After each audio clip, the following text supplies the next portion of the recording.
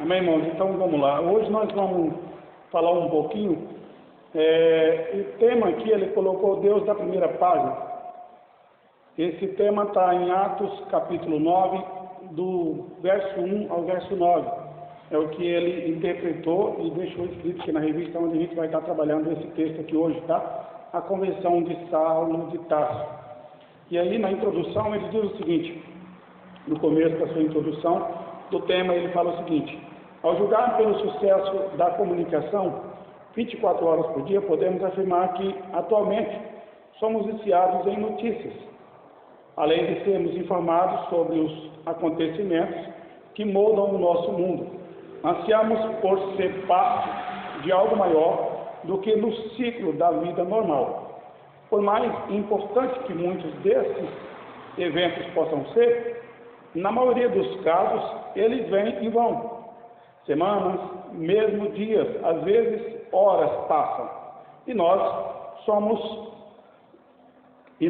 nos esquecemos das manchetes que momentaneamente captaram nossa atenção. A mesma coisa acontece na igreja. Esquecemos-nos muito facilmente das coisas que mais importam. A ordem que Cristo nos deu para proclamarmos o Evangelho e apacentar suas ovelhas. Por causa de modismos que vêm e vão, cada modismo religioso parece deixar apenas desilusão e fadiga. No entanto, estamos sempre prontos para a próxima grande novidade. Muito antes do segmento dos modernos meios de comunicação, o conteúdo básico da fé era designado notícia. Na verdade, boa notícia, boas novas. E é dessas boas novas que nós vamos estar falando, que no princípio, quando o pessoal aprende sobre as boas novas, antigamente, no começo do Evangelho, era o caminho, eram as boas novas. E isso depois, no passar do tempo, isso foi se deteriorando, foi piorando em situação, e coisas foram acontecendo. Nós teve aí em 1615, 1616, a reforma 1617, se não me engano, a reforma protestante, e para voltar às escrituras, para poder o pessoal voltar no que era de verdade o Evangelho de Deus. Porque chegou um ponto que a igreja estava como parecendo nos dias de hoje. Quando a gente olha para a história da igreja, a gente entende que hoje ela está precisando de uma reforma. Agora, quando se fala de uma igreja reformada, é bom entender e isso deixar muito claro, que na nossa vida, tanto nós como todas as igrejas que pregam o Evangelho e pensam em sinceridade sobre o reino de Deus, as pessoas têm que entender que a reforma ela não pode ficar só lá em 1617. A reforma é todo dia, a reforma é todo momento, a reforma é como a vida da gente. A gente na casa da gente, a gente fica organizando uma coisa e outra para que tudo ali se alinhe direitinho e que a gente tenha prazer naquilo. E há o Evangelho de Deus, como disse na introdução, às vezes a gente deixa um pouco de lado, mas a reforma ela é necessária. Por isso que a pregação sobre a mensagem de Cristo, a mensagem da salvação do Senhor, ela é muito necessária. Parece que alguém que ouve a mensagem sobre Cristo, a pessoa fala, mas essa igreja só fala em salvação, só fala em Jesus, só fala em salvação, mas quanto mais fala, melhor. Você já imaginou, gente? A gente esquece muito fácil, se não ficar batendo nessa tecla, como disse o estudioso aqui. Então, a gente precisa de reforma todo dia na nossa vida, tá bom? E tem aqui, continuando no tema do trabalho aqui que ele fez aqui, ele fala a concretitude das boas novas. E ele vai expressar um pouquinho sobre o que ele entendeu quando lê Atos 9, de 1 a 9. Aí ele vai expressar o que ele entendeu aqui, o que ele interpretou, num ponto, né? Porque se for pegar Atos 9, de 1 a 9, e for estrinchar tudo, dá muito mais assunto. Mas ele pega um ponto principal aqui, que ele entende e ele vai passar para nós, nós vamos tentar expressar aqui para nós todos nessa noite, amém? Aqui ele diz na concretitude das boas novas, eis aqui o ponto-chave do cristianismo, um ponto, né? Por um lado, o Evangelho é a notícia mais razoável na qual se pode acreditar. É a melhor notícia que se pode acreditar. Mas, quando ele se fala de razoável, né? Mas na verdade o Evangelho é a notícia, é o que se deve preocupar, é o que deve buscar. Aí ele vai aqui alegar isso. Infelizmente, Não é isso que estamos acostumados a ouvir nesses dias. Segundo a opinião popular, uma coisa que o pessoal que às vezes ainda não está na igreja, e às vezes está capengando, as pessoas, às vezes, em vez de procurar alguém que é firme, que tem uma história dentro do Evangelho, talvez uma irmãzinha de cabeça de lã branca, um senhor, um presbítero, um pastor, alguém, a pessoa, ela tem assim, o desejo de, como disse, eu quero saber da maioria. O pessoal na política fala que a voz do povo é a voz de Deus. Essa é a ideia da voz popular. Não, a voz de Deus é a voz segundo o Evangelho. A voz de Deus não é a voz da multidão. Porque quando Cristo estava sendo crucificado, então o pessoal gritava em grande maioria, talvez 95% ou mais. A gente não tem essa soma assim, mas pelo que a gente lê na Bíblia, a maioria do povo, quando o Pilatos pergunta se crucifica Jesus ou Barrabás, ou solta Jesus ou crucifica, a grande maioria da população, eles gritam para crucificar o Senhor, crucifica, crucifica. Por quê? Porque desde lá o pessoal tem essa ideia, de vez de procurar alguém que teme a Deus, que anda com Deus, a pessoa vai procurar e entender a opinião popular. E a opinião popular, em alguns pontos, seja político, alguma coisa, pode ser que serve. Mas em relação à salvação, em relação à pessoa do Senhor Jesus Cristo, não. O que a gente tem que buscar, o que a gente tem que procurar é segundo a Bíblia. E pessoas que têm condição, porque de repente a pessoa não entendeu nada da Bíblia. Mas se tem alguém que você sabe que entende, conversa com essa pessoa. Essa pessoa vai te instruir, né, e vai te dar ali talvez uma resposta positiva, onde você vai se achar melhor do que a ideia da opinião popular. Mas a probabilidade, continuando aqui o texto, irmãos, mas a probabilidade tem de superá-lo ainda mais. Infelizmente, essa é uma presunção tão provável de que se ouve nas igrejas, como na rua, a alegação de que Jesus me faz feliz. Irmãos, esse aqui é um ponto-chave. O pessoal tem uma ideia de que ir para a igreja, então eles têm muitas ideias, mas uma delas eu vou para a igreja para mim ser feliz, para mim realizar meus sonhos. Eu vou na igreja, a igreja, a palavra de Deus, os cultos, o momento de culto, o ensino da palavra, ele tem um propósito muito mais além. Aí a pessoa, às vezes, ela vem e ela tem um problemão lá, e ela quer chegar aqui num dia e Deus já resolveu no outro. E o que acontece? Não é assim que funciona. Ela chega aqui hoje, Deus não resolveu, amanhã ela vai embora. Então, o Evangelho não é essa ideia de que eu vou lá agora e já resolvo. O Evangelho, ele é eterno. O Evangelho, ele é muito mais profundo que a ideia de que eu tenho um probleminha e que eu tenho que resolver. O Evangelho resolve o problema principal. E as outras coisas é muito normal, é muito natural. O dia a dia, a luta, o sofrimento, não é mesmo? Mas aí a ideia de ser feliz, você pode ser feliz com Jesus, porque Jesus também é felicidade, Ele é tudo na nossa vida. Mas esse ponto de querer só ser feliz, aquela coisinha muito básica, não é isso o Evangelho. É uma afirmação puramente subjetiva, que eu acabei de dizer. Então, o Evangelho é muito mais que isso. Ninguém deve tornar-se cristão simplesmente por causa da utilidade disso para a vida. Ou seja, aquela ideia que eu acabei de falar. A pessoa acha que ser cristão é por causa de uma necessidade dela. Ou seja, Deus seria um objeto. Eu vou lá, na hora que eu tiver meu problema, Ele resolve e eu ando com Ele. E se Ele não resolver, e muitas das vezes, Deus não vai resolver. Muitas das vezes, a pessoa vem para a igreja e aí ela aumenta os problemas. Por que que os problemas da pessoa muitas das vezes aumentam? Porque quando a gente cego, morto espiritualmente sem Jesus Cristo, a gente não consegue enxergar em redor da gente.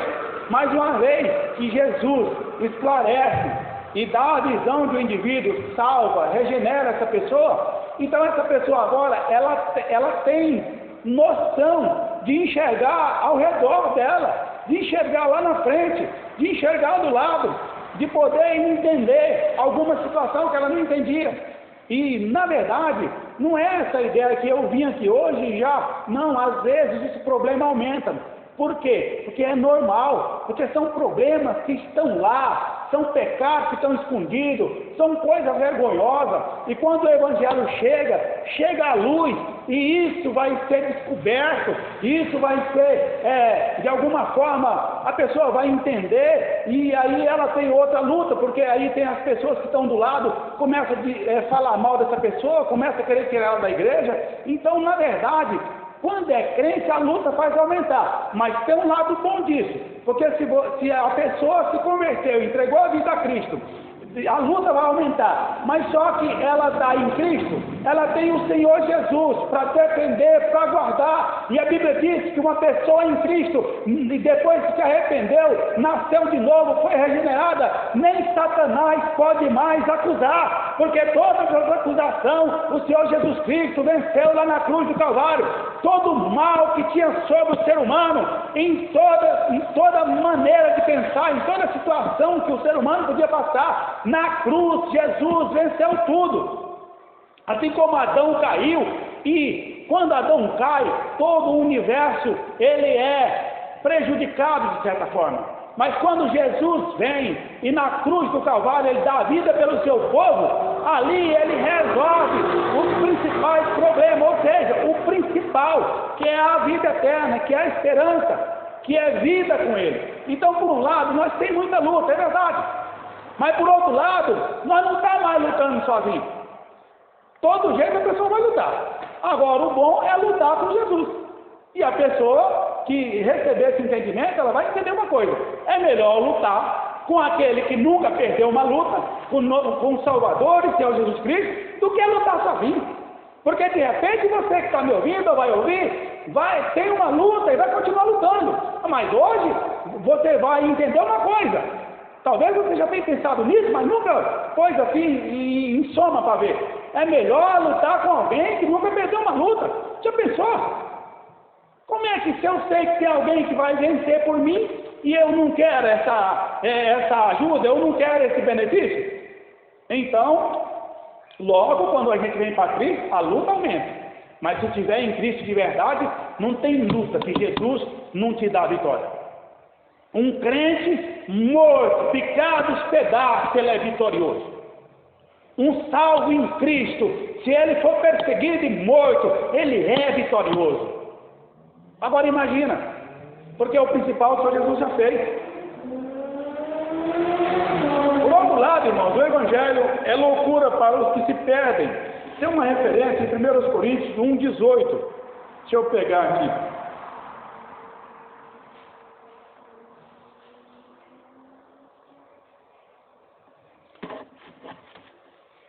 Coríntios 1,18.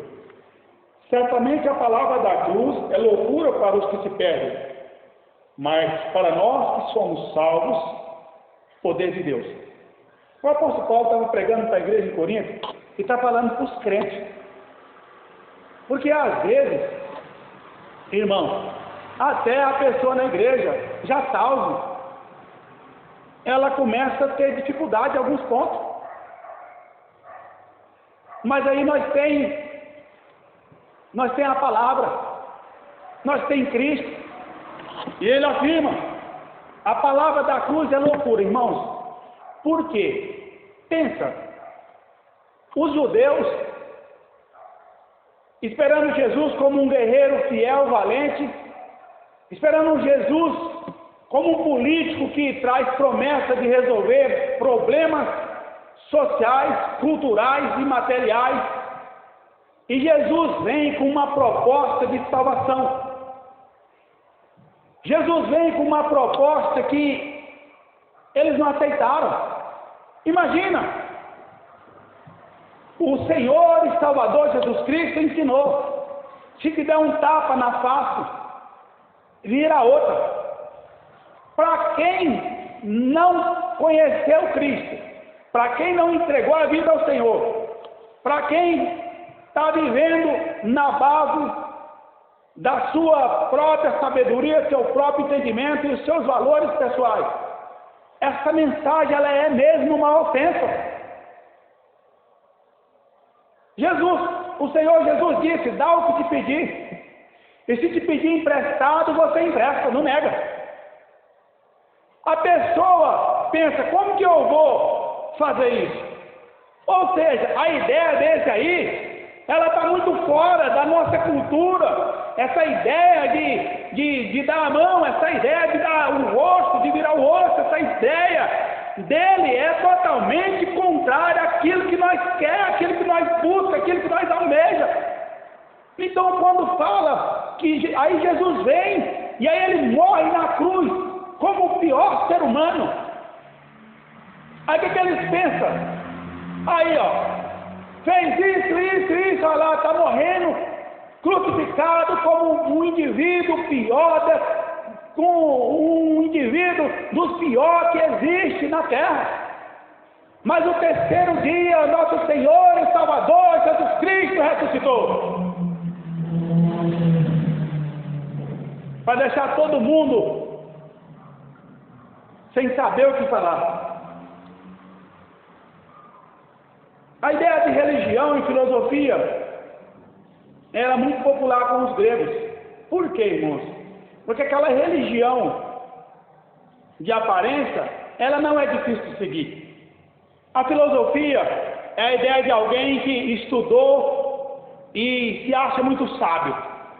E esse indivíduo muito sábio, quando ele tromba no Evangelho da Cruz, é como se ele não soubesse nada. Então é preferível uma pessoa ignorante ficar com a filosofia, porque ela eleva o ego do homem.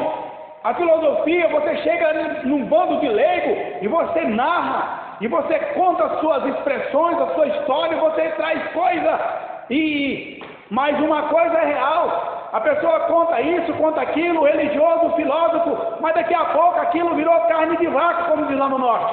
Todo mundo já sabe. Todo mundo já sabe o que ele vai falar, o que ele pensa. Aquilo foi uma coisa que é pessoal, é humano, é como um gibi. Se a pessoa pega um gibi, lá na minha terra eu vi alguém que decorava um gibi inteiro. Ela cantava o gibi da primeira à última página. E ela leu o gibi algumas vezes e cantava e fazia graça para os amigos. Daqui a pouco o gibi acabou a graça. Mas quando fala da cruz de Cristo, a história muda. É dia após dia ouvindo sobre a cruz, sobre a salvação, sobre o nosso Senhor e Salvador Jesus Cristo. E cada dia que se ouve, mais se fortalece, mais tem esperança, mais amoroso. E essa palavra vai transformando e tem novidade. E alguém já disse que a palavra de Deus, ela é muito mais atual do que o jornal que vai sair amanhã.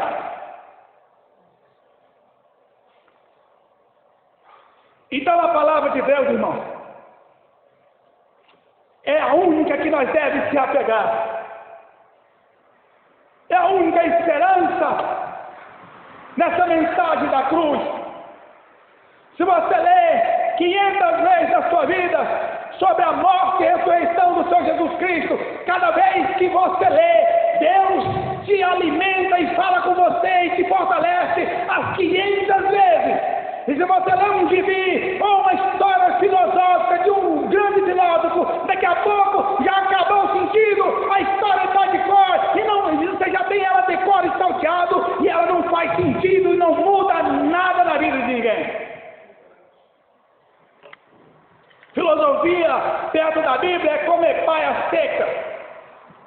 É como comer palha seca. Porque a Bíblia é o livro do Senhor e nada se compara a esse livro.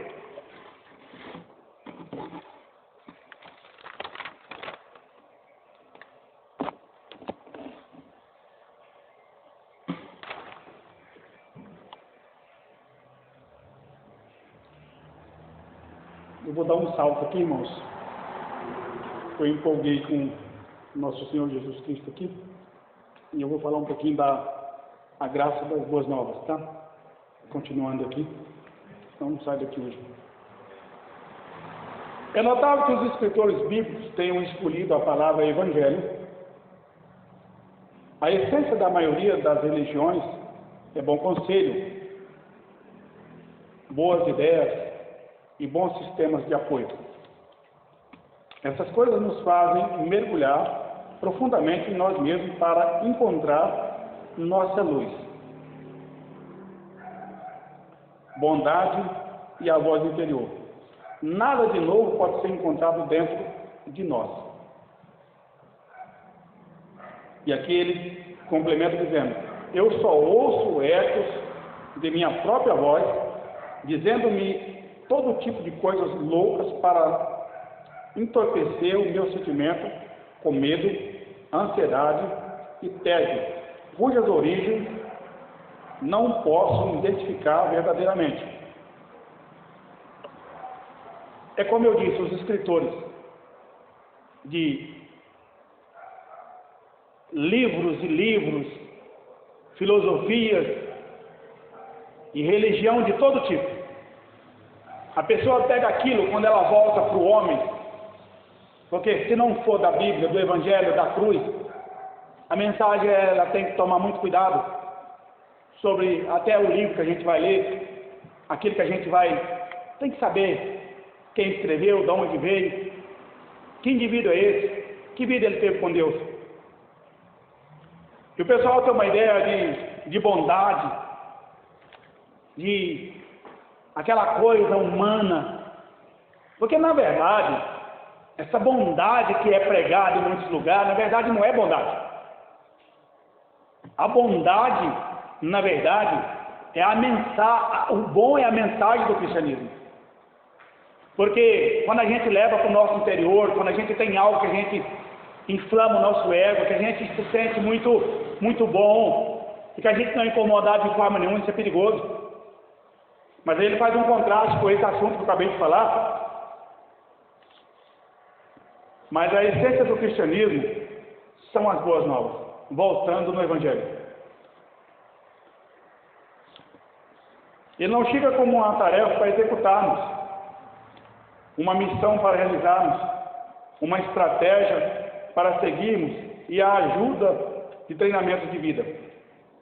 Tudo isso, irmãos, se nós for analisar e pesquisar, tudo isso aqui está em uma grande parte de muitos lugares que se diz igreja do Senhor. As estratégias dos homens, os homens bons,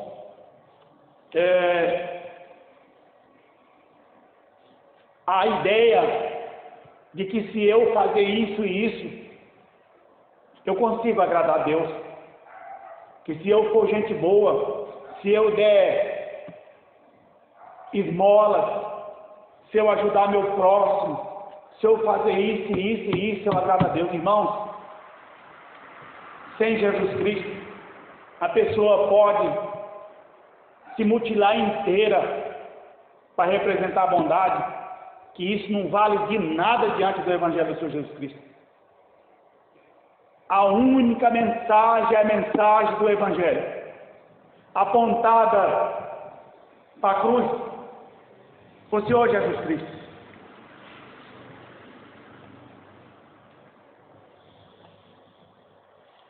A ideia dos bons conselhos. Irmãos, a Bíblia fala que uma multidão de conselhos lá em Provérbios é bom. Vamos supor, eu vou fazer uma comparação rapidinho. Eu estou precisando de um conselho. Eu tenho minha liderança, no caso o pastor, eu tenho as irmãs, são pessoas já de lã branca. Tem alguém que possa me auxiliar, um conselho, eu vou pedir. Aí eu ouvo 1, 2, 3 conselhos, é bom. Mas para a vida com Deus, irmãos, o conselho, o único conselho é sobre salvação, é sobre o Senhor Jesus Cristo. Não há outro conselho, não há um conselho, não há nada, ninguém que possa tomar o lugar da mensagem do Evangelho do Senhor Jesus Cristo.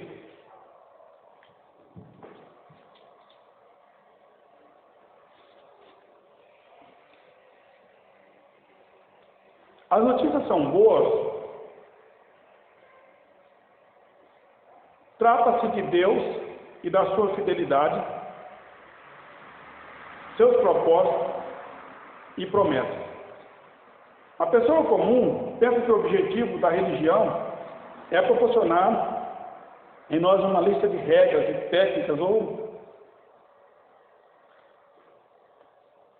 misericordioso, paciente. Isso tudo faz parte, irmão. Misericórdia, paciência, generosidade. Mas Jesus, irmãos, Jesus, ele resume a lei nesses termos: amor a Deus e ao próximo. Ele resume todos os mandamentos da lei em dois: amar a Deus sobre todas as coisas e o teu próximo como a ti mesmo.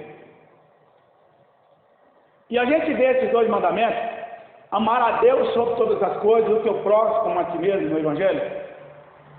E por ser dois resumido, que o dono do Evangelho faz isso, o Senhor Jesus Cristo, a gente acha que, por ser dois versos ali falando, a gente acha que é fácil. Não.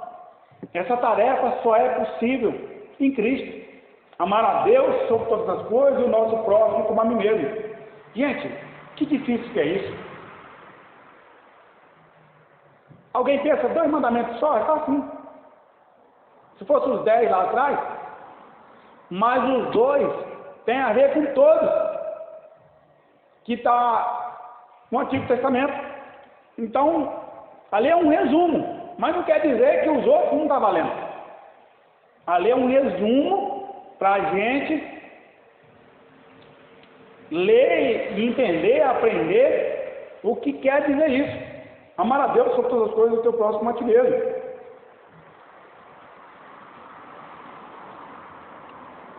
A revelação da vontade redentora de Deus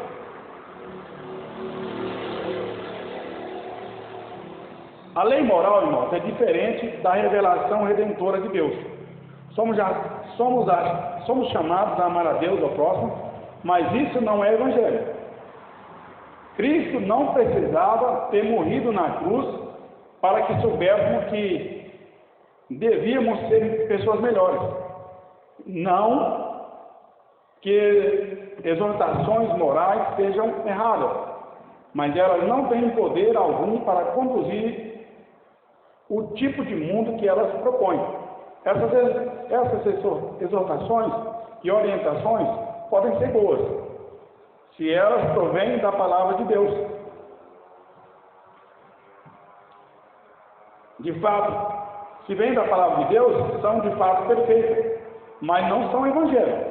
O evangelho é a notícia que na cruz, que Cristo na cruz já fez por nós tudo o que era necessário para a salvação e nos dá fé para que creiamos em sua pessoa e na sua obra.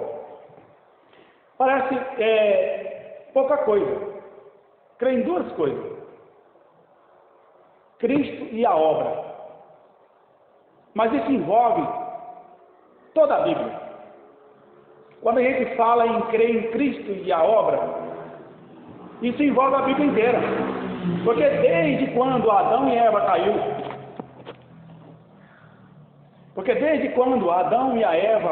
caíram, ali já veio a promessa de restauração. Então, quando se fala de crer em Cristo e na sua obra, abrange todo o conselho de Deus de Gênesis a Apocalipse, a partir da queda do homem. Tudo que era necessário fazer por nós, ele já fez, como Paulo explica no início da sua carta aos Romanos, capítulo 2, versos 18 a 21.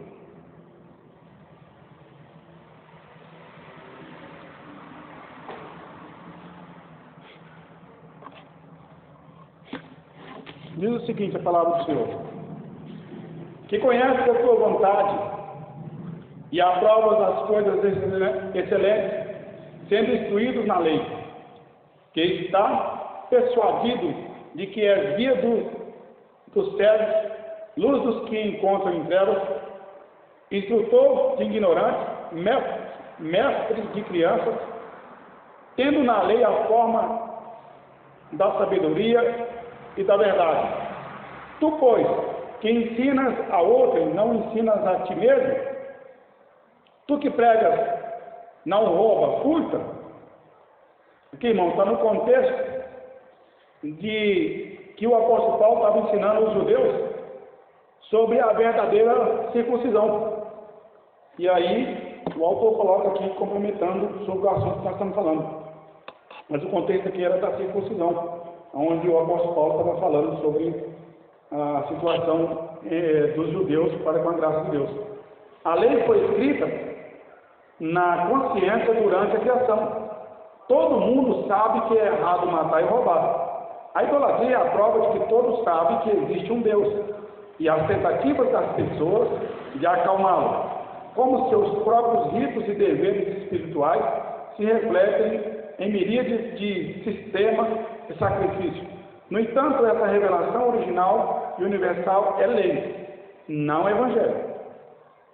Ele bate muito na tecla, irmãos, sobre o evangelho, que é o principal assunto que precisa ser tratado nas igrejas de hoje. Depois da transgressão original dos nossos primeiros pais, Deus não veria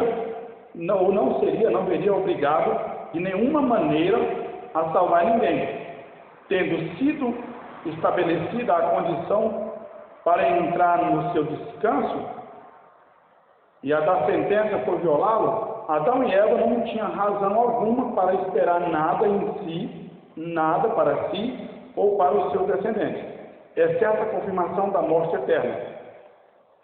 Quando eles caem, a verdade é essa, que está expondo.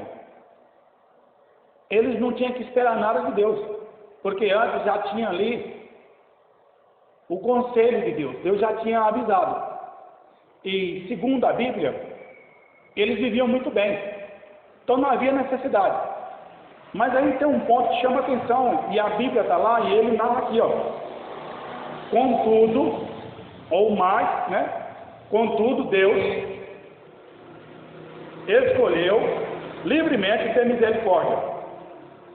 Outra palavra veio de seus lábios: a boa notícia de um Salvador que viria da carne de Eva, o novo Adão. Não me engano, é Romanos 5, né? Novo Adão. Aí fala do Adão caído por causa de um só homem, né? E depois o novo Adão, por causa de um homem, que Cristo representa o novo Adão, veio a salvação ao povo de Deus, que viria esmagar a cabeça da serpente. Quem lembra? Gênesis 3,15. Quando o homem cai, aí Deus faz essa promessa. Deixa eu pegar aqui Gênesis 3,15.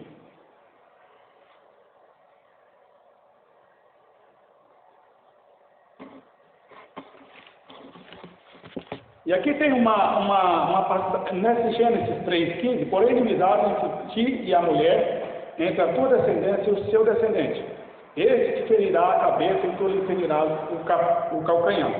E aqui, quando o homem cai, que Deus fala com ele, que Deus expulsa eles do jardim do Éden, mas Deus já traz ali a palavra de esperança. Ali começa, segundo os estudiosos, a primeira menção do Evangelho, não é isso? Porque dali já vem a esperança de salvação para os descendentes, né? Que depois vinha descender desse povo, que ali eles são expulsos, e ali eles vão continuar a sua vida, e Deus já envia ali a promessa, e a partir dali, irmãos, todos que creem nessa promessa, todos que creem nessa promessa, é resgatado. Então, Cristo, às vezes alguém pergunta assim, como que alguém foi salvo no Antigo Testamento? Então, sempre foi pela fé, tanto agora como antes, porque essa promessa está valendo desde o dia que Adão e Eva foram expulsos do jardim do Éden. A promessa daquele que viria pisar a cabeça da serpente e resgatar de volta a criação perfeita como Deus fez. Um novo Adão, que iria esmagar a cabeça da serpente. A partir de então, a raça humana foi dividida em duas famílias. Aqui, irmãos, é algo interessante e intrigante, e nós precisamos muito de orar a Deus E nós precisamos muito de buscar a graça de Deus para nós amadurecer na fé. Porque quando a gente fala da soberania de Deus, quando a gente fala que a gente serve a Cristo, quando a gente fala que a gente conhece a Deus, mas às vezes a gente fica triste com algumas coisas. É normal o ser humano ficar triste, mas tem algo, irmãos, que não tem como a gente fazer nada. A Bíblia diz que Deus colocou inimizade. E se a gente for aqui resumir, a inimizade está entre os filhos de Deus e aqueles que ainda estão em trevas. Não tem uma amizade perfeita, não tem uma ligação boa. Existe um bom dia, uma boa tarde, existe uma risada, ou às vezes um lanche, um almoço, existe uma reunião de família, mas essencialmente falando, segundo a Bíblia, existe entre um ser humano e outro uma inimizade. E essa inimizade não é nós que criamos. O próprio Deus. E aí tem a ideia, como que Deus fez isso? O próprio Deus, na sua soberania, quando Ele fala e Ele dá a sentença, Ele já diz: essa inimizade vai perpetuar até o dia do juízo final, até no dia da consumação do século. Então é duro a gente amar alguém, a gente considerar alguém, a gente torcer por alguém e a gente saber que esse alguém é nosso inimigo. Agora, como lidar com o inimigo? E às vezes a gente pensa, quando o Senhor Jesus Cristo disse que a gente tinha que amar os inimigos, não só suportar, mas amar. E aí a gente pensa, como que eu vou amar alguém que é meu inimigo? Porque a gente pensa que o nosso inimigo é só aquele que está com raiva da gente jurando nos matar. Não, o meu inimigo, o teu inimigo, são aqueles que ainda não andam com Deus. Essa verdade é dura, mas é a palavra de Deus. Enquanto não nascer de novo, essa pessoa, ela é inimiga daqueles que nasceram de novo, que são chamados filhos de Deus. Aí nós temos que orar por eles. Às vezes a gente ora por um parente, irmão de sangue. A gente está orando por um inimigo da gente, segundo a Bíblia. A gente está orando por um inimigo da gente, porque a gente...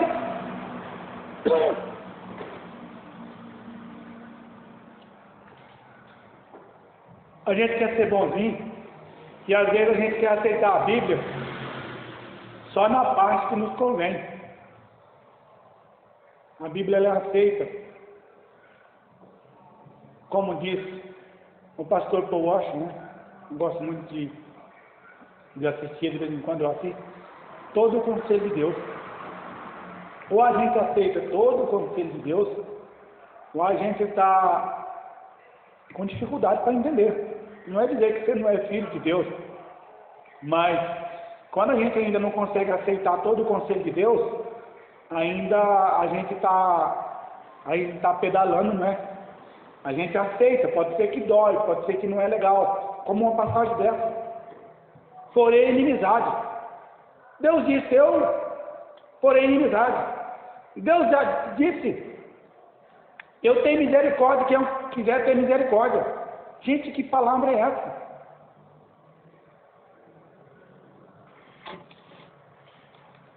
Então, irmão, ali se divide em duas famílias.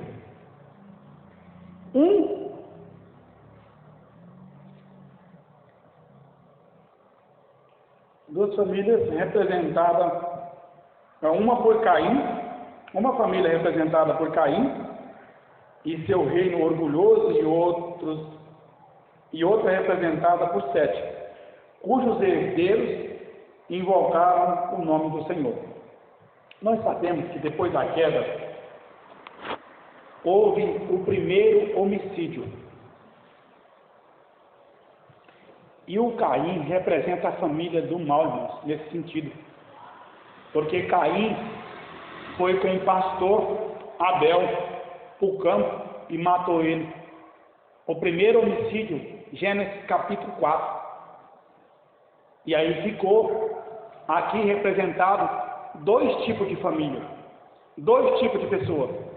Só existe dois tipos de família, só existe dois tipos de crença, só existe dois tipos de pessoa, só existe dois tipos de crença, o que crê e o que não crê, o crente e o incrédulo. Só existe a família do bem e a família do mal, só existe dois tipos de família, não mais. Ou mais os homens colocaram. para reunir pessoas e ganhar dinheiro e vice-versa e assim vai. Mas só existe dois tipos de família: a do bem e a do mal. Só existe dois tipos de crença: o crente e o incrédulo. Só existe dois tipos de ser humano: os filhos de Deus e os não filhos de Deus. É difícil, mas é a palavra de Deus. E que Deus tenha misericórdia. Vamos caminhar para a conclusão aqui, irmãos? Conclusão: muitos são os modismos que passaram pela igreja e muitos ainda virão. Muitos esforços e recursos foram gastos. Isso é verdade. Irmãos, se tem uma coisa que cresce ligeiro e aumenta e enche um templo, quanto menos da cruz falar, em muitos lugares nem fala, mais enche de gente. Quanto mais filosofia, quanto mais entendimento humano, quanto mais esse aconchego, essa coisa, quanto mais isso, mais é fácil encher o templo.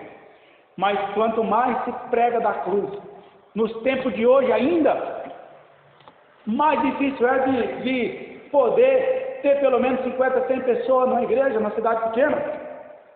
Porque a cruz, ela faz uma divisão. A mensagem da cruz, ela divide opinião, ela divide família. A mensagem da cruz, ela muda todo o contexto da nossa vida.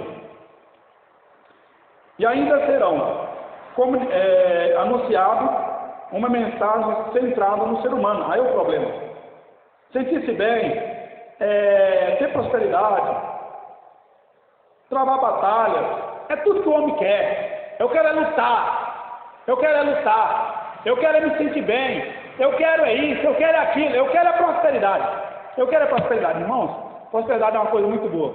Quem não quer ser próspero? Mas isso não pode tomar o lugar da cruz.